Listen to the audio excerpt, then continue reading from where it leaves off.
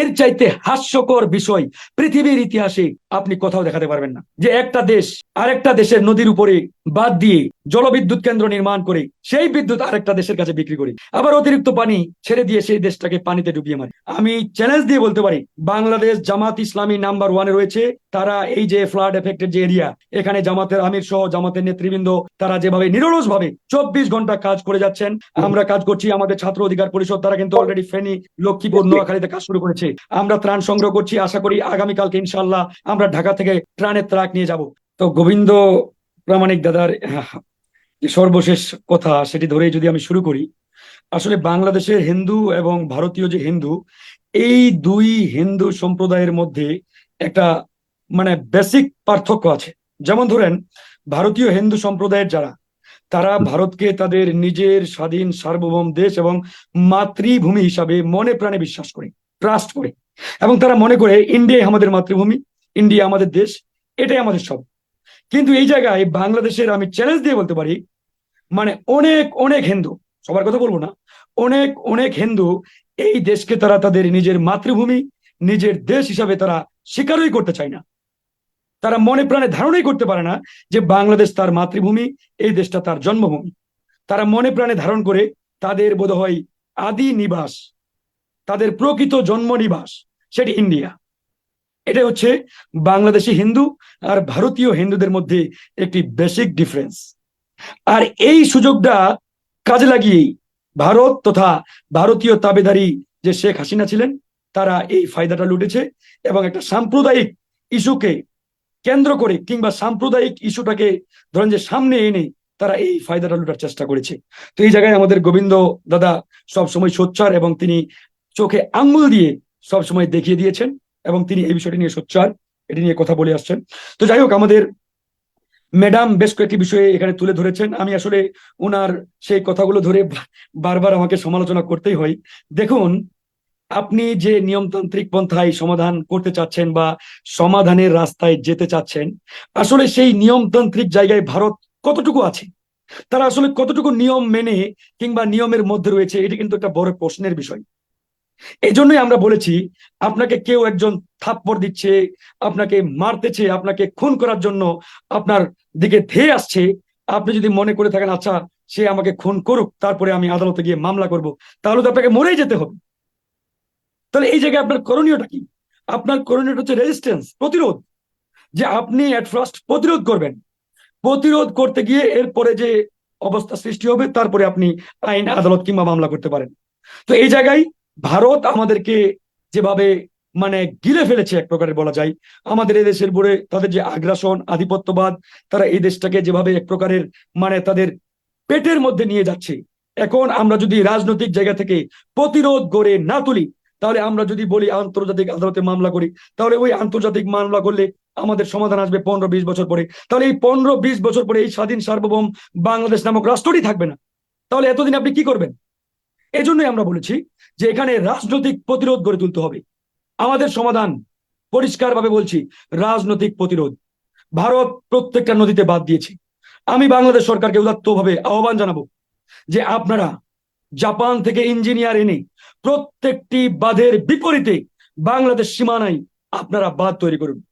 ভারত ওই গজলডোবায় বাঁধ দিয়েছে, আপনারা বাংলাদেশ সীমানায় সেখানে তাদের থেকে আরো 20 ফুট উঁচু বাঁধ দেন। তারা সেই ফারাক্কা ব্যারেজ নির্মাণ করেছে, বাংলাদেশ সীমান্তে আপনারা 50 ফুট উঁচু আপনারা ব্যারেজ নির্মাণ করেন। আমি চ্যালেঞ্জ দিয়ে বলছি, ভারত কি বলবো, বাপ বাপ করতে করতে এসে নতি স্বীকার করে ক্ষমা চাইবে বাংলাদেশ সরকারের কাছে, বাধ্য হবে ক্ষমা চাইতে। আর আপনি যদি মনে করেন ওই নিয়মতান্ত্রিক পন্থায় ভারতের কাছ থেকে কোনো কিছু আদায় করতে পারবেন, এটি আসলে কোশ্মিন কালেও সম্ভব নয়, কোশ্চিন কালেও সম্ভব নয়। এটা তো পরিষ্কার। ভারত আমার আন্ত নদীতে, অর্থাৎ আমাদের যে সীমান্ত নদীগুলো রয়েছে, এই নদীতে বাদ দিয়ে বিদ্যুৎ উৎপাদন করে, আর সেই বিদ্যুৎ আমাদের কাছে বিক্রি করে। আবার যখন পানি অতিরিক্ত হয়ে যায়, সেই পানি বাংলাদেশের উপরে ছেড়ে দেয়, বাংলাদেশের মানুষকে বন্যায় ডুবিয়ে মারে। এর চাইতে হাস্যকর বিষয় পৃথিবীর ইতিহাসে আপনি কোথাও দেখাতে পারবেন না, যে একটা দেশ আরেকটা দেশের নদীর উপরে আপনার বাদ দিয়ে জলবিদ্যুৎ কেন্দ্র নির্মাণ করে সেই বিদ্যুৎ আরেকটা দেশের কাছে বিক্রি করি, আবার অতিরিক্ত পানি ছেড়ে দিয়ে সেই দেশটাকে পানিতে ডুবিয়ে মারি। আবার আপনি বলছেন সেই দেশের কাছ থেকে আমরা নিয়মতান্ত্রিক পন্থায় সমাধান চাই। আই এম সরি, আমরা দুঃখিত, এটি কোনোভাবেই সম্ভব নয়। সম্ভব একটাই মাত্র পথ, একটাই মাত্র সমাধানের পথ। আপনাকে কেউ ডান দিকে ঠেলা মারবে, আপনি তাকে বাম দিক থেকে ঠেলা মারেন। আপনার ডান গালে কেউ চর মারবে, আপনি তার বাম গালে কষে চর মারেন। আপনাকে পিছন থেকে ধাক্কা দিবে, আপনি সামনে থেকে 2 বার ধাক্কা দেন, তাহলে সমাধান পাবেন। ভারত বাংলাদেশ নিয়ে খেলা শুরু করেছে। ভারতের অনেক লুফল রয়েছে, অনেক দুর্বলতার জায়গা রয়েছে। ভারত তো আমাদের প্রভু নয়, আমাদের গড নয়, যে ভারতকে আমরা দিনে 24 বার পুজো করব, নম করব।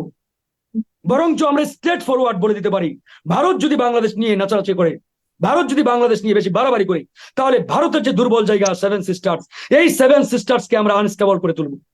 এই 7 সিস্টার্সকে আমরা সুস্থ থাকতে দেব না। পরিষ্কার বক্তব্য।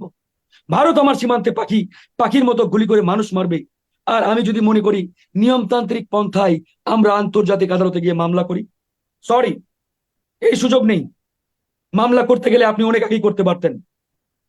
সুতরাং আমাদের সমাধান একটাই, ভারত একটা গুলি চালালে আপনাকে 2টা গুলি চালাতে হবে।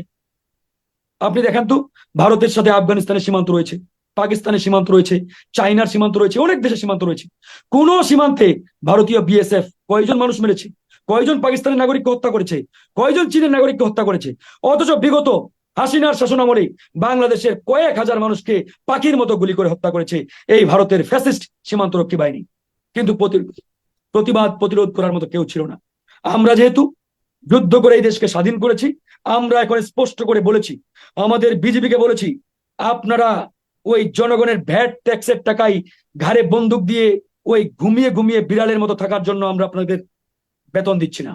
আমাদের পরিষ্কার বক্তব্য, আমাদের ভ্যাট ট্যাক্সের টাকায় আপনাদেরকে বেতন দেওয়া হচ্ছে।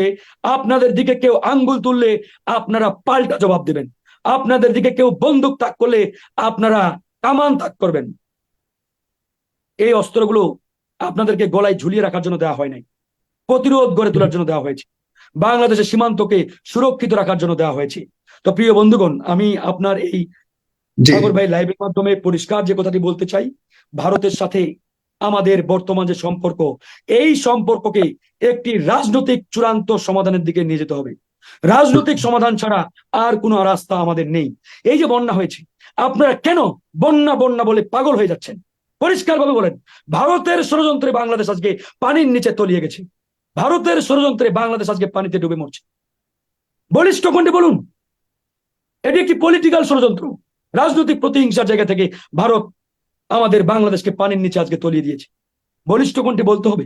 আমরা কেন বলতে পারছি না? কিসের ভয়? আমরা তো সেই ভয়ের সংস্কৃতি ইতিমধ্যে কবর দিয়ে দিয়েছি, কবর রচিত করেছি, আর তো ভয় নেই। আপনারা কথা বলুন যে এটা কোনোভাবেই কোনো ন্যাচারাল ডিজাস্টার নয়, কোনো প্রাকৃতিক দুর্যোগ নয়, এটা একটি রাজনৈতিক দুর্যোগ, রাজনৈতিক ডিজাস্টার। জি, আপনাকে ধন্যবাদ। বলতে হবে। আমরা এই জন্য বলেছি যে এটাকে রাজনৈতিক সমাধান ছাড়া ভিন্ন কোনো উপায়ে আমরা এই সমাধান করতে পারবো না। আরেকটি বিষয় সাগর ভাই, ইতিমধ্যে আমাদের নোয়াখালী, আমি 30 সেকেন্ড, এই যে উদ্ধার কাজে অনেক ধীর গতি লক্ষ্য করছি আমরা, এই জায়গায় আমি জনগণকে আহ্বান জানাবো, ছাত্র জনতাকে আহ্বান জানাবো। অনেকেই বলছেন সেনাবাহিনী সশস্ত্র বাহিনীর তৎপরতা আমরা খুব একটা লক্ষ্য করছি না। এখানে আমাদের একটা আমি শেষ করি প্লিজ, এই তথ্যটা অনেকেই জানেন না। বাংলাদেশের বর্তমান আইন শৃঙ্খলা রক্ষার দায়িত্বে বাংলাদেশ সেনাবাহিনী রয়েছেন, কারণ পুলিশ ডিপার্টমেন্টকে হাসিনা টোটালি ধ্বংস করে দিয়েছে, একবারে ধ্বংস করে দিয়েছে। তাই সারা বাংলাদেশে সশস্ত্র বাহিনী আইন শৃঙ্খলা রক্ষার দায়িত্বে রয়েছে। এখন বাংলাদেশের আইন শৃঙ্খলা রক্ষার দায়িত্বে সশস্ত্র বাহিনী, এই সশস্ত্র বাহিনীকে যদি আমরা পুরোপুরি আমাদের এই মানে ডিজাস্টার এরিয়ায় ডিপ্লয়েড করি, তাহলে পুরো বাংলাদেশ অরক্ষিত হয়ে যাবে। ভুলে যাবেন না, বাংলাদেশ এখনো বিপদমুক্ত নয়। ভারতীয় খুনি এবং ভারতের রয়ের এজেন্টরা সদা তৎপর রয়েছে এই দেশকে বিপদে ঠেলে দেওয়ার জন্য। এই দেশকে কিভাবে একটি অস্থিতিশীল পরিস্থিতির দিকে ঠেলে দেওয়া যায়, তারা কিন্তু 24 ঘন্টা ষড়যন্ত্রের জাল বুনে যাচ্ছে। এই জন্য আমাদের সজাগ সতর্ক দৃষ্টি রাখতে হবে। সেনাবাহিনী যা করছে, আমরা সেনাবাহিনীকে স্যালুট জানাই, ধন্যবাদ জানাই। তারা তাদের জায়গা থেকে 100,000 গুণে বেশি করছে। এর চাইতে আর কি করবে? আমাদের দায়িত্ব, ছাত্র জনতার দায়িত্ব, ছাত্র জনতাকে মানে ঝাঁপিয়ে পড়তে হবে। পলিটিক্যাল পার্টিগুলির দায়িত্ব, এবং আমি মনে করি যে পলিটিক্যাল পার্টি, ছাত্র জনতার আন্দোলন তো ছিল, পলিটিক্যাল পার্টির ভূমিকাও নিয়ে অনেকে প্রশ্ন করছে, বাট পলিটিক্যাল পার্টি সহকারে সবাই মিলেই তো আপনার আন্দোলন করেছেন। কিন্তু এখন মানে আন্দোলনের পর যে পরিস্থিতি তৈরি হয়েছে, সেখানে পলিটিক্যাল পার্টির বিভিন্ন উইং এর এখন তাদের সক্ষমতা দেখাবার এই সুযোগ, যে যত ভালো কাজ করে নিতে পারবে। এখানে সাগর ভাই রাজনৈতিক দলগুলোকে শেষ করি পলিটিক্যাল পার্টিগুলি যারা এখন বর্তমানে এই সংকট মোকাবেলা করে তারা যে ভূমিকা রাখবে তার উপর নির্ভর করবে সামনে সত্যিকারের প্রকৃত ভোটে তারা কারা নির্বাচিত হয়ে সংসদে যাবে। সুতরাং এই পরীক্ষায় উত্তীর্ণ যারা হবে তারাই সামনে সরকার গঠন করবে। এটাই হলো আমি মনে করি যে একমাত্র পরীক্ষার ভাই আপনার সাথে আমি একবারে শতভাগ একমত। এই জায়গায় রাজনৈতিক দলগুলোকেও ঢালাওভাবে আসলে মানে অভিযোগ করা কিংবা ঢালাওভাবে মানে দোষারোপ করার সুযোগ নেই। তবে এখানে আমি চ্যালেঞ্জ দিয়ে বলতে পারি, বাংলাদেশ জামাত ইসলামী নাম্বার 1-এ রয়েছে। তারা এই যে ফ্লাড এফেক্টেড যে এরিয়া, এখানে জামাতের আমির সহ জামাতের নেতৃবৃন্দ তারা যেভাবে নিরলস ভাবে 24 ঘন্টা কাজ করে যাচ্ছেন, আমরা কাজ করছি। আমাদের ছাত্র অধিকার পরিষদ তারা কিন্তু অলরেডি ফেনী, লক্ষ্মীপুর, নোয়াখালীতে কাজ শুরু করেছে। আমরা ত্রাণ সংগ্রহ করছি, আশা করি আগামীকালকে ইনশাআল্লাহ আমরা ঢাকা থেকে ত্রাণের ট্রাক নিয়ে যাব। এবং অন্যান্য যে সবাই যাবেন, এখনই কাউকে মার্ক দেওয়ার সময় আসেনি। আমি মনে করি যে কাজ করছে। আপনি যে পয়েন্টটি তুলেছেন, আপনার পয়েন্টের সাথে আমি শতভাগ একমত। আগামীতে জনগণ তাদেরকেই বেছে নিবে যারা বাংলাদেশের এই দুর্যোগে জনগণের পক্ষে ছিল, জনগণের পাশে ছিল, জনগণের জন্য কাজ করেছে। যারা ক্ষমতার মানে স্বাদ না পেয়েই বাংলাদেশের এই পরিবর্তনের পর পরে জনগণ তাদেরকে অবশ্যই ছুড়ে ফেলে দেবে। একমত আপনার সাথে। রাইট, এখন সেন্ট্রাল কন্ট্রোল যে অমুক জায়গায় নমিনেশন পেয়ে এমপি হয়ে যাবে সেরকম কোনো সুযোগ বাংলাদেশের মানুষ আর হতে দিবে না।